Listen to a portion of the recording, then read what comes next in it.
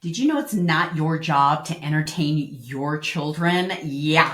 Rebecca here, homeschool mom, 5 children, 20 years I've been homeschooling. And I just got to tell you right now, the most valuable lesson I learned was it's not my job to entertain my kids. I remember reading a book one time and it was a mom, and she said that was a hard lesson for her to learn too. And I started thinking about that. I think as moms, we can really burn out because we feel like we have to fill our children's time, especially if you pulled your kids out of school and they're used to being entertained all day and they don't know how to entertain themselves. One of the most valuable lessons you can give your child tools is to entertain themselves. And that doesn't mean that they need friends all the time. Being lonely is good. They need to learn to love their own time by themselves. So what does this mean and how do you apply this? Let's talk about that. So as a small child, it means letting them play.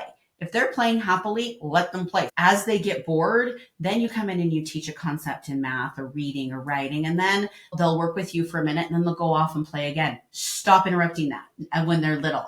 As they get older, it's not your job to entertain. It's your job to make sure they have things around the house to create, to use for their brains. That means lots of Play-Doh, crayons, coloring books.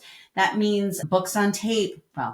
CD, whatever app you're using. It means the option to build with their hands. It means the ability to go out and be bored.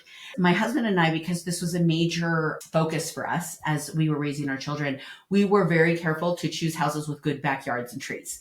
We would put up with really crappy houses so that we could have really great backyards so our children would entertain themselves outside and build and spend time that way.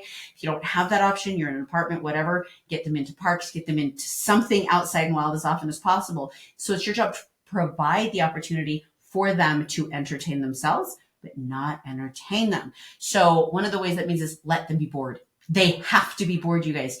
It's important that they are bored, that they are not provided technology to fix the boredom. Shut the computer down. We teach our children that computers are a tool for education.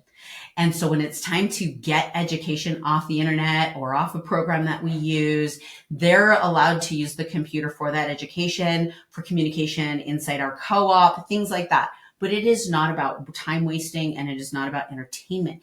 So we shut the computers for entertainment and they can go outside and play. They can ride bikes. We've always invested our money in how can our children better entertain themselves at home. Lots of building manipulatives. We have entire closets built and just created for how they can entertain themselves. But I don't tell them what to do. I just provide things for them to do.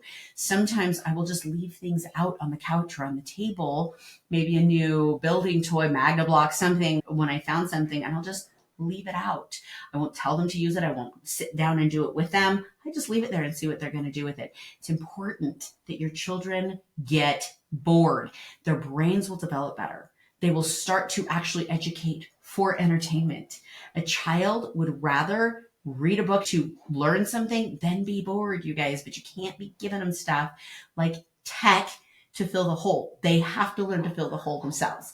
What do you do when they come to you and say, Mom, I'm bored? Here is my answer every time.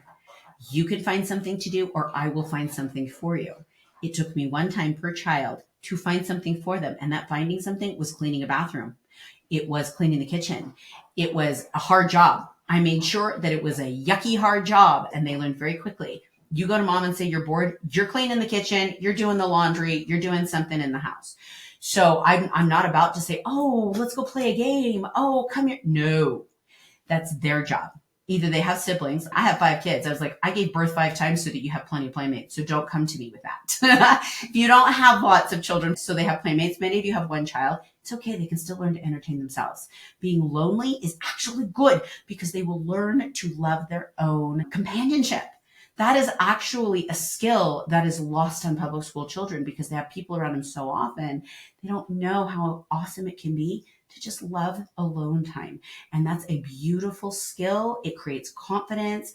Being bored, allowing your children to entertain themselves and to be lonely creates confidence, believe it or not. It allows them to discover that they like themselves. It allows them to really find their own talents, their own interests. And as they hit high school and they're able to dive into those talents and interests, they will be more fulfilled as teenagers than a child who's constantly looking for outside help, outside for other people to tell them how awesome they are, right?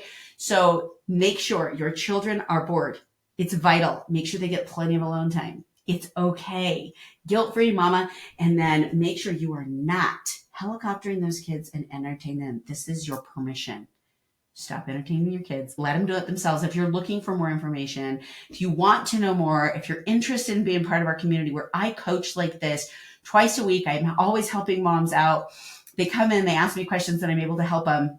Make sure you join our community. Links in the bio, and I'll see you inside the community.